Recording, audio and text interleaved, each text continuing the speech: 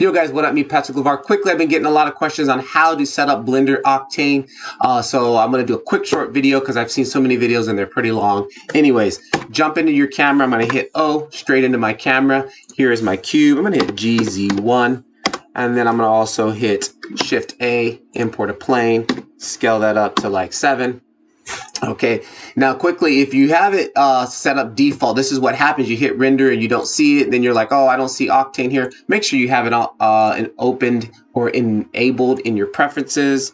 So that's super easy if you don't know how to do that. I just hit OC and then, okay, there it is. Blender Octane, close that out. Now, if you come back over here, you see you have Blender Octane. Make sure your Octane server is on and running. You can see my numbers here are moving.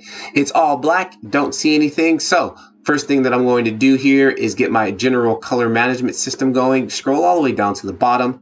Color management, set sRGB to none. Then I'm going to set standard to standard and then look to none.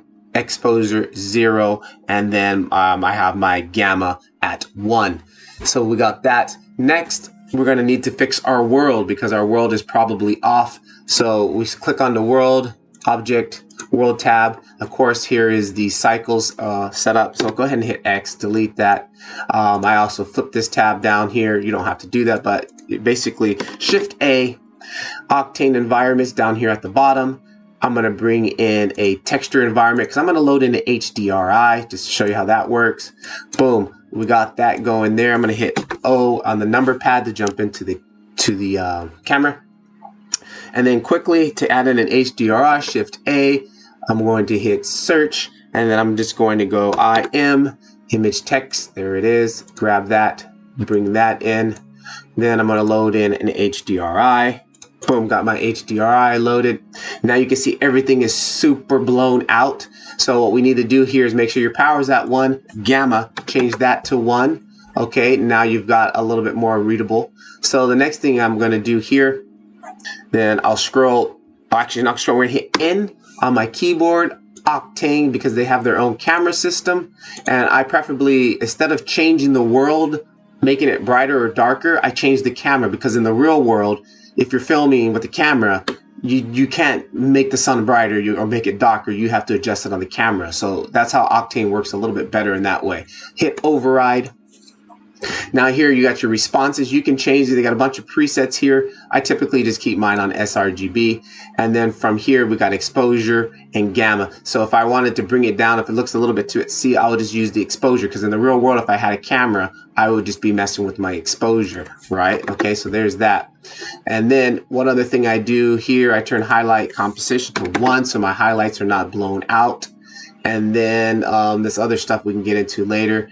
Enable denoising. You can do that too, but if you hit it, you don't really see too much happening on the screen. So what you do, you go to passes, just click this down, combine, switch that to denoise beauty. You won't see much here because there's not really a lot going on, but there's that if you want to use your denoising passes.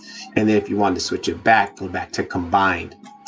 Other than that, that is pretty much it. One other thing, if you wanted to move your HDR environment, rotate it around, which I had issues and I finally figured out. You go in here, back to again, Shift A, tab, Octane, transform, full transform, bring that in, plug that into the transform, and we use X here. And before, you know, if you move it, you're like, well, it's moving so fast because Octane works in, I guess, centimeters.